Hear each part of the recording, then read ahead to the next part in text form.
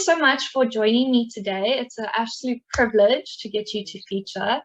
This Women in Business podcast is all about hearing the voices of leading and inspirational women in business across numerous fields and all walks of life. And I know that you are an occupational therapist, and then you kind of took this and used it to inspire and build a new business idea and venture that you then went through with your best friend and co-founder and established. So I really feel like you have a lot to share with a young, inspiring woman, like starting out, as well as like women within the business environments that are well established in their careers, but maybe looking to level up. So I'm sure you have a lot of valuable insights and advice to share, and I'm really looking forward to this interview with you. So that's a little bit of intro from my side, and I would love to pass it off to you and maybe ask you to introduce yourself in your own words. Great. Cool. Thanks, Emma. I do hope I can add value. So my name is Renisha. I am an occupational therapist. I am also a mom of twin girls. And I am a business owner, which I guess I never ever thought would, turn out to happen sort of at this stage in my life. But yeah, things just sort of fell into place that way. I studied at UCT as an occupational therapist, and sort of, was in the healthcare profession because that's also where my parents also from the healthcare profession. So it's sort of like the path kind of like, seemed quite straight and straightforward. But working in healthcare sectors and schooling sectors and public sectors that just have so much need and have so much potential for new ideas and innovations, it really led me to, it sort of brought out that entrepreneurial side of myself. So I worked at a special needs school for 5 years in Cape Town, and then I moved on to working at a social innovator called the Douglas Murray Trust. They also do funding for organizations that work for public benefit and NGOs. And this was really a time where I got to learn so much about starting a project, an initiative, or sort of launching an idea off the ground. And I learned a lot in that time. In between there, I got pregnant and decided to stay at home with my girls. Just from my knowledge of the early years with raising kids, I wanted to give that my all. And in that time was also inspired by them and by my own kids and by being a mom and wanting to be able to offer them the best, but also build myself and my career up again. And the worlds kind of married each other with me using online therapy for myself, and then realizing what a big need and what a big potential marketplace there was for it in South Africa. So I think that was more than an introduction, but that's a bit about me. And it sounds like you've had a very interesting career journey, and it's evident that you balance your personal and your career life well, and that you're essentially driven about what you're most passionate about. So what was your journey like to get to where you are now in business? Yeah, I mean, like I said, some of it was personal. So the way I was brought up by my parents were they are also health professionals, but they've also in their own right started little community projects. My dad started a medical aid in the small town that we were in. My mom started an HIV center, and it was, sort of growing up with those influences in my life that made me realize that, you can do things to influence systems and create change. And when I got into my career, I found, and I always had a passion for working with children, but found many gaps along the way. And then when I was sort of really wanting to explore going out on my own, I, sort of got myself networked with organizations that I could learn more from. So I wasn't quite ready. When I wasn't quite ready, I was able to secure a job at the Douglas Murray Trust that really did help me get ready, if I can say that, to start my own business. I learned a lot in that time. And I think I just always knew that I wanted to be in the child and youth care sector, but also wanted to create a sustainable business. I didn't really want to be in a position that was going to offer something and then wasn't able to sustain itself to continue offering that service. And yeah, I think the big thing, with starting your own business is also for your family to be okay with you starting it, because it's quite a sacrifice on them. And my partner was fully on board. Initially, it was really hard to sort of balance out life and work and starting the business. But I think COVID also pushed the business quite far because of the health regulations in South Africa. And that really got us to launch My Online Therapist sooner than we were actually ready for. But it led us into this like fast, fail forward kind of a place. And yeah, two years later, and we're still going. So it's been a journey. It really has been a journey. And I think most business owners would be able to track that journey for themselves with little milestones in between. Yeah. So. Innovative business model that you founded, and there's definitely a high demand for it in South Africa, especially in our current environment. And I find it quite noteworthy how you took your experience, your upbringing with looking at your parents, and then went in and reached out to trusted networks to then come together and formulate such a business adventure. And I'm sure, like you said, there's a lot of milestones along the way and probably a lot of lessons that you've learned. So what can you say about these lessons?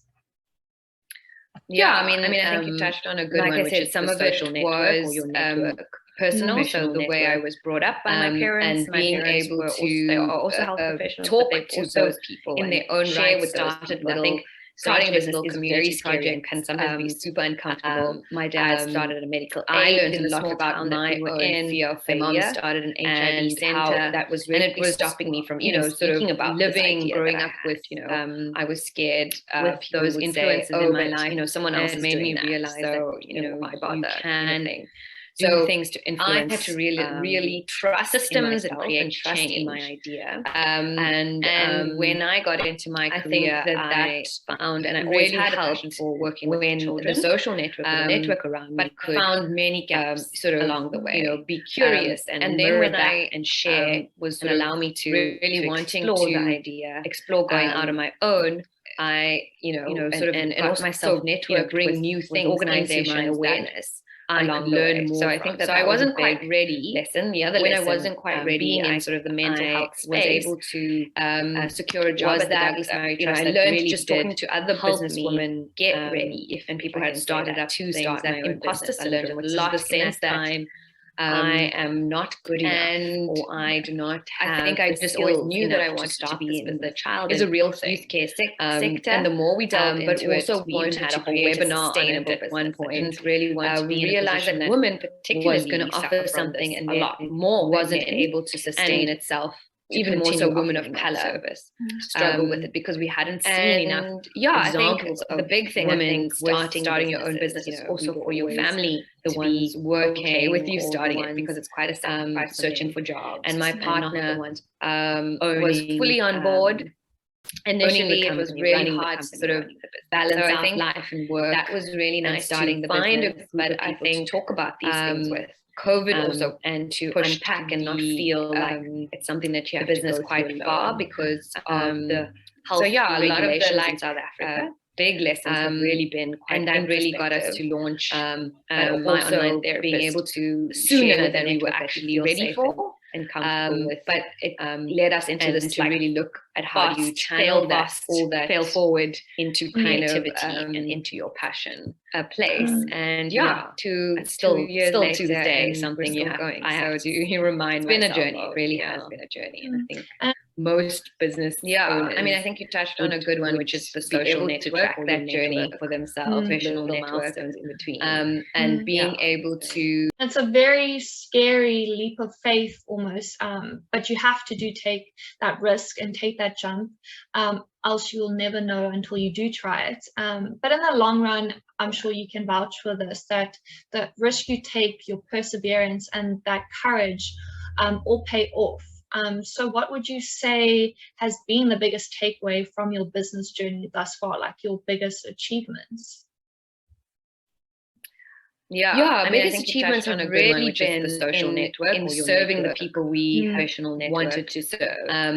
Being initially, when you start a business, you put it out there and you sort of share with those iterating and you're testing as you go very along. scary. And I think our biggest super uncomfortable achievements has been the people that have stuck I learned with a us lot from about the my beginning own fear and of are failure, still with us to this day. how that was really stopping me from even speaking about this idea that I had. Going along I was scared, as people would say, but someone else is doing that. Really, of high quality and in the I had to really trust in myself. So that for us has been just such an amazing achievement, and that we keep our customers happy. I think that we could really help get more when the social network or the network. I think for us it was just such an amazing accomplishment. Be curious and along the way we've had and allow me to lots of people sort of explore reach out to us and have them recognize us and also bring bring new new things things into my awareness. We've recently along the way. entered, So I think that was a big we recently lesson. The other lesson, being in sort of the mental health space competition. I can't speak too much was about that it just yet. I learned just talking to other business women winning and people had started amazing things, that accomplishment and and the sense that validation and I am not good enough to be able to be part of a bigger network. The skills enough of to women start this business is a real thing. Business owners, and the more we delve into it, exciting. we even had a whole webinar on it at one point. We realized that women particularly really keep track of the small accomplishments as well as and because even more so small ones is what keeps you going, because like you said, that because we haven't is seen a enough examples you of have women to starting keep going even when times are like boring and working and monotonous, searching for those jobs, small accomplishments make a huge thing. And sorry, just to add, is like we have our team has grown. we initially started with just myself. Was really nice to find a group of people to talk about. We've got a team of 30 therapists and to unpack and not over feel 300 like families. Something so that for you us, have to that's go through alone. It's being able to build a community. So a lot of the that is big very much lessons aligned really to the been values quite of our introspective. company. But also really being able to share with a a network that you feel safe and comfortable at with the core of our work.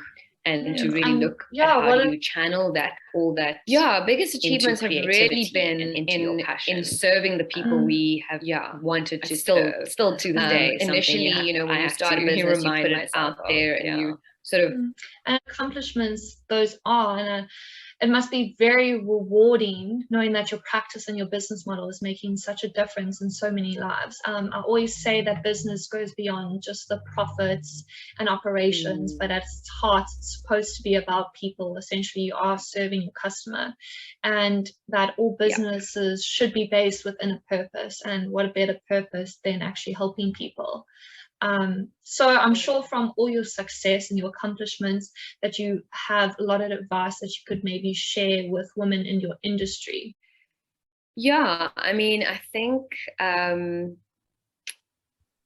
my advice would just be, something that someone had said to me is just be hungry and be foolish, take on the opportunities, big or small, ask the questions, as silly as you think they might be. Or as intelligent they might, just be foolish about it, because you never know where that's going to lead you, And I think similarly with work and business processes, there's always so much to learn. There's so much innovation happening all the time. It can become so overwhelming at times, but to really be are able to be curious and not see it as you falling behind. I think that was a lot of my feeling, was just like, oh, like I can't, there's so much going on, there's so much new technology all the time, I can't keep up. But the sense of like, there's so much new technology, I can't, like, you know, it's just reframing it for yourself. And then finding that support network, you know, I think that support system that you can lean on, and taking care of your mental health, I find is just key to keeping, every woman has so much going on beyond just a business. And I think the mental health and the mental load that takes on you is really, really tough at times. So prioritizing that is also part of the superpowers that we have as women. Yeah. And you speak about like mental health and mindsets, and evidently enough today we're actually speaking on the power your energy has and how that plays a major role in your decision making, not only in your work life but also in your life as a whole. And we were just emphasizing the need to have high energy, which essentially speaks to having a good and stable mental and emotional state. And the two ways to actually go about that is through cultivating that supportive environment, like you said, and then also having a positive internal dialogue with yourself, like you touched on it perfectly, just rephrasing your mindset to that. And so those are great words of wisdom, and I'm sure we can speak on this topic thoroughly, because I find it fascinating how psychology and mindsets and also business success and growth are so interrelated into each other. And there's actually so much literature and academic articles that nowadays that are actually like citing this, which it's just fascinating altogether. However, I am conscious of time, so I would love to throw a little bit of a curveball at you and get your take on the bigger picture of things. So with having had a successful career and now being a businesswoman and business leader in South Africa, where do you see business going in the future with regards to SA? Yeah, I love that question. And it is one of those that you kind of have to, you can really let your mind go, right? Yeah. And I think we have to reimagine, firstly, where we do business, secondly, who we do business with, and then thirdly, what that shapes into. So I think, well, my typical traditional view of business is like, you know, these sky-high buildings in Sandton that, you know, people go and they have a gym and they have their coffee shops and everyone's in their offices and, you know, doing their business and I see that completely differently now, having worked remotely. This business is all, everyone's working remotely, having to cultivate a culture for an online community, having to work with children in different settings, in different homes, working with parents in different settings, different homes. I think the future of what business is going to look like is going to be so different. I feel like we're going to have a lot more women on the forefront. I think we're going to have a lot more of work culture being emphasized that's healthy and not toxic and draining and materialistic, but it's going to be more of that mindset and community feel and being quite, you know, engaged with your company that you work for. And I think we're going to see businesses pop up in random places that thrive because the need and the business is going closer to where that need is, as opposed to further away from it. And I think with technology these days, there's so much that's possible, and I'm really excited. I don't think I've done it justice, but I do feel like we're going to have way more inclusive workspaces, and that gets me very excited because diversity brings so much creativity and so much more innovation into business models. And I definitely think that's where business is headed nowadays.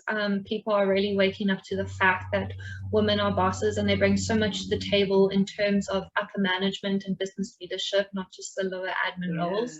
And gone are the days that we have very cold-hearted, rigid workplaces. Businesses are striving for more inclusive workspaces in all sense of that word. And so since you see there being more women-led businesses and more women in businesses, what are your thoughts on empowering women and female entrepreneurs?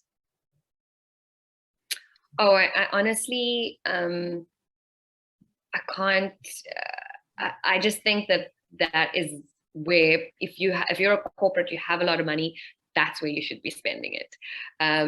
I know it's a lonely journey, and only recently have we actually found a partner that has got who's really investing in female entrepreneurs. And before that, it felt so lonely as a female. Nobody understands, the business model that you want to create. And it just feels quite lonely. I don't know how else to explain it. And I think we look at, and we have to own the fact that we look at problems differently to men, that we are able to sustain multiple roles, not that we have to do it all at the same time, but we're able to sustain multiple roles.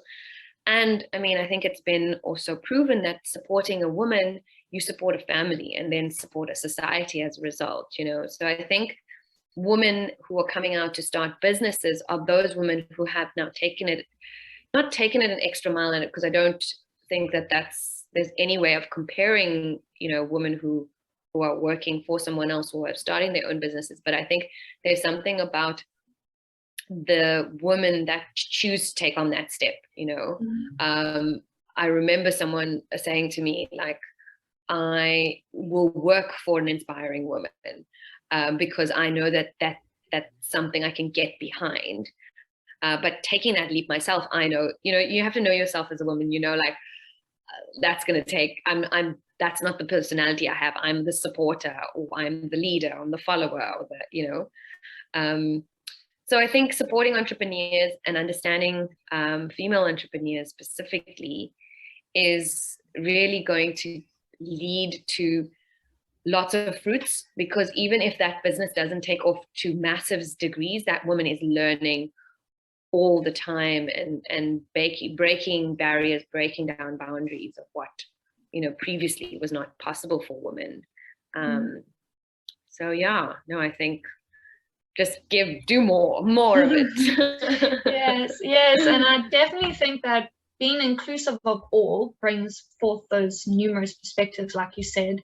And let's face it, women are naturally gifted with higher levels of intuition, empathy, supportiveness. Well, at least in my opinion, I might be biased, but that's what I have experienced in being part of a team that's the like nurturers. 90% females in our team. Amazing. So they can definitely in that regard provide new solutions that wouldn't have been necessarily thought of before, like you said. So is there anything else that you would like to share, maybe something that you're most passionate about? Yeah, so I guess just from my own journey of becoming a parent, I had obviously been in occupational therapy. I was working with kids, and I knew that the development of children and things. But when it came down to parenting, I realized that there were so many gaps in our society in educating parents on how to be parents, and that it was just assumed that if you could give birth, if you had the physical structures, that you were going to be a decent parent. And on my journey of really understanding and wanting to equip myself, I went into a space of conscious parenting, which led to me really just understanding that parenting had to do a lot with your own self-awareness and your own understanding of the world you grew up in, and how you want to guide your children into this new ever-changing world. And it brought so much peace into my life because it took away this very hierarchical view of parenting. Like, parent knows best, child knows nothing, and you need to just, force them into becoming some kind of successful adult. And it just felt like so much pressure, and it took away all that magic of actually learning from your own kids and sitting in wonder and playing and doing the things that adults forget to do or have lost, don't have the chance to do anymore. So every opportunity I get when I work with parents, I try my best to share some of this very basic but yet powerful teachings and approaches to parenting. And for me, it really has, I've seen a shift in a lot of parents, and I've seen them go like, aha. And also the sense of like, okay, I can not be so hard on myself. I don't have to worry every single day if my child is going to fail or is going to be a failure. Those are very much societal constructs, and we need to just see our children as children and human, and they're allowed to make mistakes as we are. So yeah, it's been amazing to share, and I think it's a growing field, I guess, if you want to call it that. And I'm excited for just enjoying the fruits of it for myself and my children, but also seeing how other people respond to it and relate to it. Even our own therapists, who are maybe not parents yet, they have also really enjoyed it. They've also felt that, I work with children every day, but I haven't really considered myself as a child and what my experiences were with adults or with other people who were told I had to look up to. So yeah, it's a passion. So I could talk about it forever, so I'm not going to. It's a fascinating topic. Thank you for letting me share that. It's a fascinating topic. I completely understand why you could speak on about it. I mean, I'm only 22, but I'm already becoming increasingly aware of that notion of conscious parenting, the need to be able to self-regulate our own emotions, and then also be fully aware of ourselves, so that then we can go on and be firm in ourselves, so we can help and parent and guide the next generation. So that's an incredible advice to share on like seeking out conscious parenting. So thank you for sharing that. Pleasure. And just ending off, my final question, it's a little bit of a fun one. If you could be an expert in any field in the whole world, what would it be? So I think I would love to be an expert in human behavior. I do find humans super fascinating. I find all animals fascinating. I actually love animals, and I could watch, the National Geographic series all the time. It's super fascinating. But I think what makes humans particularly is that they have this conscious brain, right? And what connects us to each other, what creates or stimulates behavior, and how do we use it for good? How do we create spaces and build solutions that are for peace and are for inclusion and for joy, and not just money? So I think for me, it's very interesting. We live in a world, in South Africa, that's so diverse, it's so divided at so many times, and understanding human behavior, I feel, just helps us bring back some kindness, and to be able to share it in relatable ways.